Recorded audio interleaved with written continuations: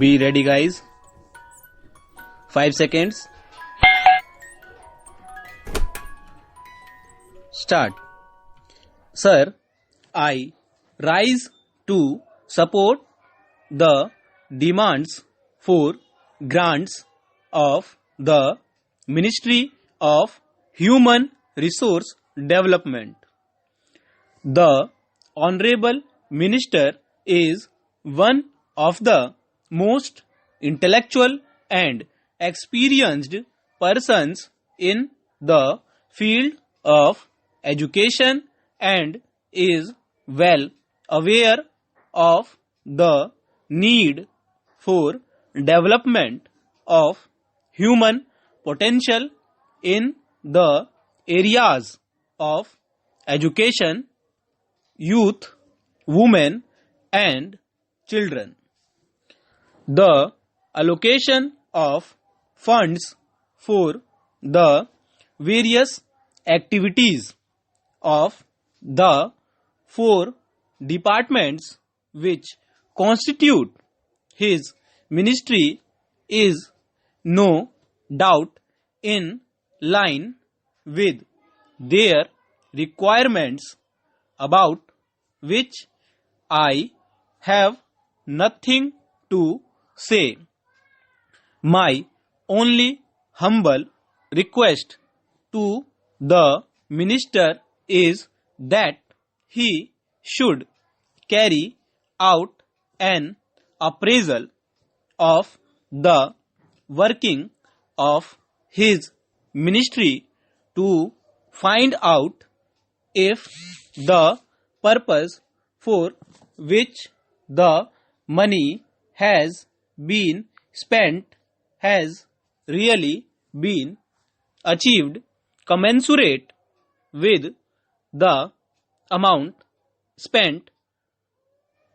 To me, it seems that a lot more requires to be done in this respect, so that the fruits of quality education reach right down to the poorest of the poor and the socially and economically backward classes. The purpose of good education is to make one really knowledgeable and respectable citizen of this country, so that he is able to stand on his own feet and live a decent life. Character building plays an important role in this direction and has to be given its due place in education. It must be understood that good education is the foundation for nation's progress, and unless this foundation is made strong and everlasting, no structure constructed on it will stand firm and erect. Therefore, we must endeavor to provide quality education to all sections of the society, with particular emphasis on promotion and development of fundamental values like character building, national integrity, secularism, focus on environmental and population education, and so on. It is all the more important that the socially and economically backward classes who form the bulk of our population are drawn into the main stream of educational activities so that they also contribute their might to the nation's prosperity.